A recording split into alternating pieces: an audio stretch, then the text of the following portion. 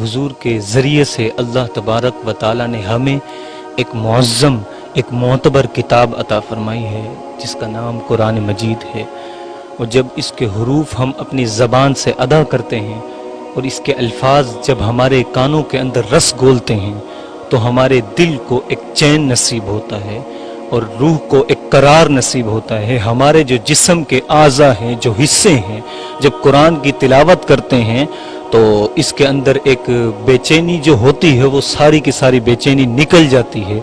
वजह क्या है कि हम कुरान पाक की तिलावत करते हैं। वो कुरान पाक जो अल्लाह तबारक व ताला ने हुजूर करीम अलैहिस्सलाम को अता किया। हज़रत उमर फारूक सहाबी रसूल फरमाते हैं कि इन्नल्लाह यरफ़उ बिहादल किताबि अक़वामन व यदउ बिही आखरीन, कि अल्लाह तबारक व ताला इसी कुरान मजीद के ज़रिए से, इसी कुरान पाक के ज़रिए से ही, इसी के वजह से ही कौमों को सरबुलंदी अता करता है और इस कुरान पाक के ज़रिए से ही कौमों को पस्ती की तरफ डाल देता है, उन्हें गिरा देता है। आज हमारे मुसलमान जो पस्ती की तरफ जा रहे हैं और सरबुलंदियां जो उनकी होनी चाहिए थी इस वक्त पे वो नहीं है साहिब। उसकी वजह क्या है? हमने कुरान को भुला दिया है।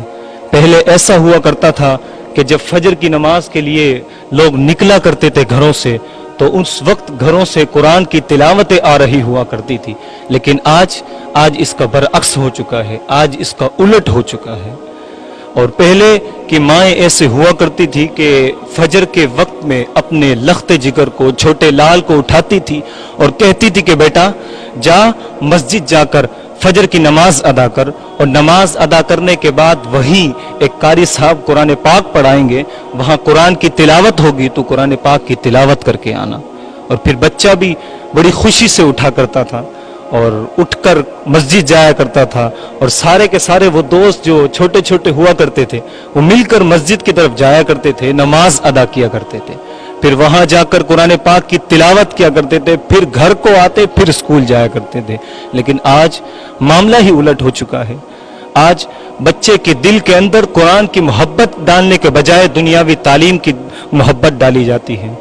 साहिब, मैं ये नहीं कह रहा कि दुनियावी तालीम ना दी जाए, लेकिन हम मुसलमान हैं, हमने मोहम्मद अरबी का कलमा पढ़ा है, तो हमें पहले और अव्वल कुरान पाक की तालीम और फिर दूसरे नंबर पर इसके बाद कुरान पाक के बाद दुनियावी तालीम आएगी।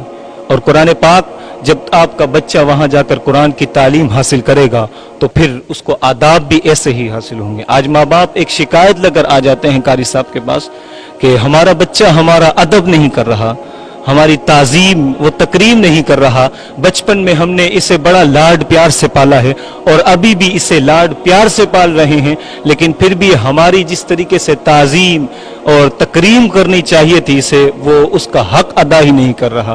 तो फिर कारी साहब क्या फरमाएंगे, वो क्या अर्ज करेंगे और क्या कहेंगे?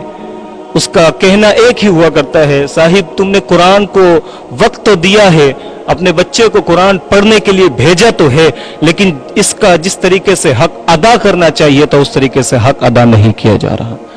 60 मिनट होते हैं और 60 ही बच्चे होते हैं और एक कारी होता है, यानी 1 मिनट में एक बच्चा उसका सबक भी सुनना है और उससे आगे भी देना है और उसका पीछे का भी सुनना है।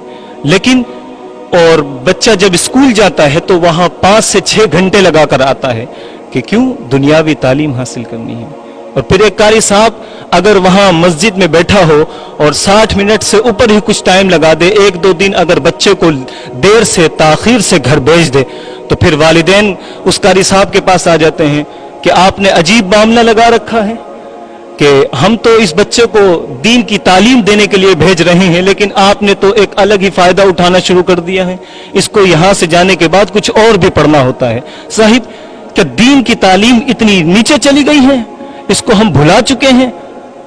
दीन की तालीम अव्वल है, उसके बाद दुनियावी तालीम है। अपने बच्चों को कुरान की तालीम देंगे और फिर जब हुजूर के वाकियात वो पढ़ेंगे, हुजूर की जिंदगी को वो पढ़ेंगे, सहाबा की जिंदगी को वो पढ़ेंगे, तो फिर उनके अंदर एक अदब आएगा और फिर उनके अंदर एक ताजीम आएगी। फिर आपकी वो خدمت کریں گے اور آپ کا وہ ساتھ دیں گے جس کی آپ ان سے توقع رکھتے ہیں، تو اپنے بچوں کو قرآن کی تعلیم دیجئے، اور قرآن کی تعلیم جس طریقے سے دینا چاہیے اس کا حق ادا کریے، اس کو مدرسے بھی بھیجیے اور ایسے مدارس کے اندر اس کو بھیجیں جہاں قرآن کی تعلیم صحیح طریقے سے صحیح انداز میں دی جاتی ہے۔